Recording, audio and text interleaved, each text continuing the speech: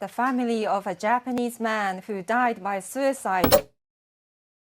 In Japan, the trains are never late. The streets are always spotless. The people, polite and efficient. To the outside world, it looks like a perfection. But beneath that perfection, something is deeply wrong. Some people never stop working. But somewhere along the way, that loyalty began to cost them their freedom and even their lives.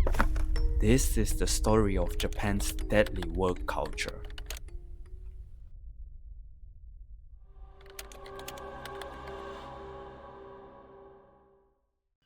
After the Second World War, Japan was broken physically, economically, and spiritually. But what comes next was a miracle. The country rose from the ashes, fueled by a new national religion: work. Corporations promised stability for life. In return, workers gave them everything: their time, health, and loyalty. This was the birth of the salaryman, the iron backbone of Japan's economy. There were uniforms like soldiers. They clocked in like soldiers. But there was no enemy, only the next deadline. By the 1980s, Japan became the second largest economy in the world, but the pressure only grew. The work week stretched to 60, 70, sometimes 100 hours. At home, wives kept the house running. They raised the children, managed the finances, and waited. This was the social blueprint of the ideal Japanese family. From their first job out of university to retirement, it was always one company, one path, and one purpose. That loyalty was everything. The company gave you a salary, a pension, and a place to belong. People didn't just live for their jobs. They became their jobs. And Japan didn't just build a workforce, it built a machine. And like any machine, it demands fuel, even if that fuel is people.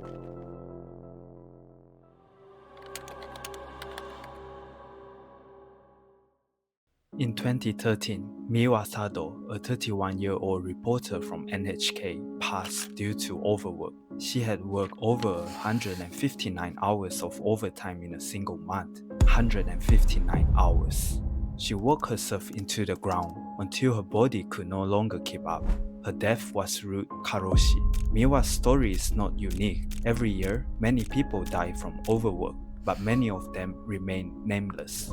In October 2016, Yukinobu Sato, a 31-year-old engineer at the prestigious Japan Aerospace Exploration Agency, tragically unalived himself. He had worked relentlessly as he had been assigned unachievable goals. He worked over 70 hours of overtime every month, a staggering amount for someone in his field. At JAXA, where dreams of space explorations come alive, Yukinobu was caught in a different kind of orbit, one that didn't allow him the time to rest, to recharge, or even to live outside of work.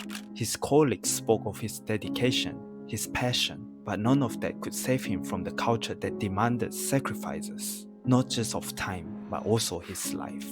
His tragic death was also ruled Karoshi, but overworking wasn't the only problem brewing.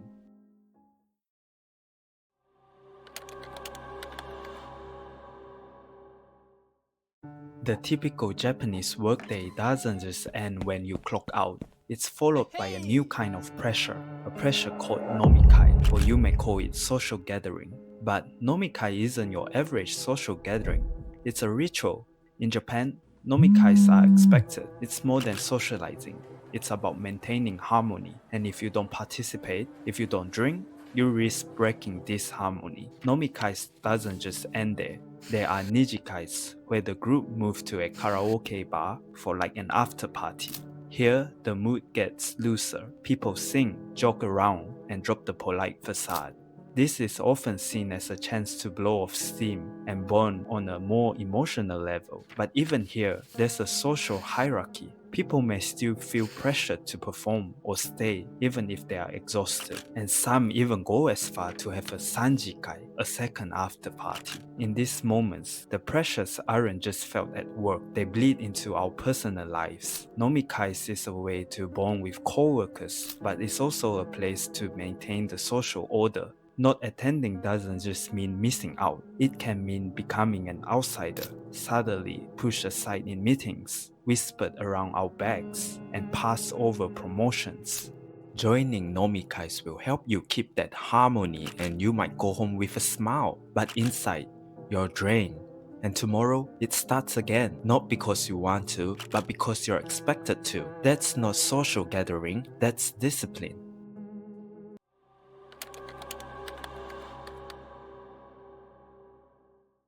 In a culture where group harmony is valued above all, there's one rule that dominates: don't stand out, and if you do, you'll be hammered down. In Japan, standing out is a dangerous thing. It's not just about fitting in, it's about disappearing into the crowds. Every April, Japan welcomes its fresh graduates into the workforce, and on that day, tens of thousands of young adults show up wearing identical black suits, white shirts, and modest hairstyles. Not because it's required, but because not doing so might be seen as strange. There's no memo that says don't wear a colored tie, but try it and you'll suddenly be noticeable. And to many Japanese, it's uncomfortable. There's a saying here: if everyone crosses at a red light, it's not scary. It means if everyone breaks the rules together, it doesn't feel like it's breaking the rules. If everyone's doing it, then it must be okay, right?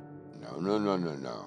This is a reflection of a society where conformity replaces conscience, where doing the wrong thing feels safe as long as you're not doing it alone. And more worryingly, doing the right thing alone is considered bad. This is also the reason why it's so hard to refuse going to Nomikais, as it may be seen as standing out. No one says it directly, but everyone knows. You don't leave before your superiors. So people fake work. They refresh their emails, they move their mouse to look active, and they try to be busy. This isn't efficiency. It's not discipline. It looks like loyalty, but it's just fear in disguise. And what's lost in the process? Time, sanity, and maybe worst of all, life itself.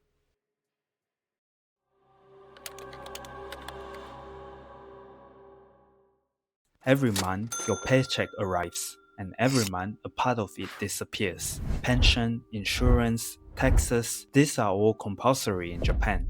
You pay it without question. It's supposed to be an investment in your future, a system built on trust. You take care of the today's elderly, and someday the system will take care of you. But here's the problem: that system is collapsing. Japan has one of the oldest population in the world. Nearly 30% of the country is over 65. But with fewer births, longer lifespans, and mass retirements looming, the money is drying up, and fast. In 1965, there were 9 workers for every 1 retiree. Today, it's just 2 to 1. And by 2050, it might be 1 to 1. And where does the money go? To the current retirees, not into the savings for your own future. The younger generations in Japan may be paying into a system that might not be there when it's their turn. On top of paying all of this, their wages see no increase, resulting in many Japanese still living with their parents. And you wonder why Japan is one of the countries with the fewest birth rates. But something's changing, subtle but intentional. More and more young Japanese are practicing what the West call quiet quitting. Some young people leave and start over in countries like Canada, Australia, and Europe. They are not running from Japan, they are running from what Japan turned into, a system where dreams are quietly replaced by obligation. But for everyone who escapes, there are many more who don't. Some stay because they can't leave, because of family, money, or even fear of standing out. And when escape isn't an option, many just accept their fate. They stop resisting, they stop hoping, and depression starts kicking in. A 2023 study by the Japan Productivity Center found that nearly 40% of workers in their 20s reported symptoms of depression or burnout, but less than 10% sought help. Depression in Japan often wears a mask. People smile, they bow, they show up, even when they are drowning inside. And that mask becomes so heavy, so permanent, that even they start to forget what it feels like to take it off. They rather fade away than admit that they are a totally different person inside. For decades, Japan was admired. but beneath the precision was pressure, beneath the order was obedience, and beneath the silence was pain. Japan didn't fall apart.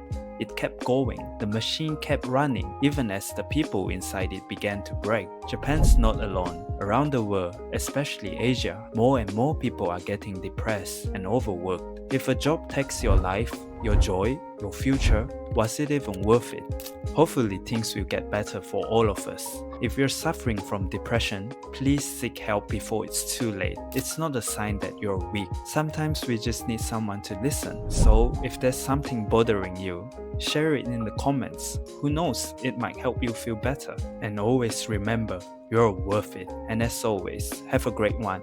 Peace out.